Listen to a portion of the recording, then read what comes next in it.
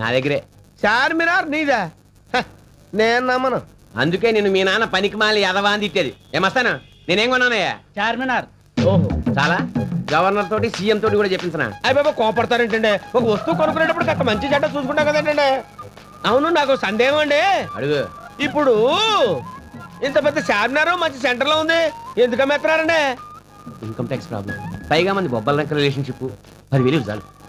ఏంటి 10,000 debt sheep? అదిగోండి ఉంచేయండి.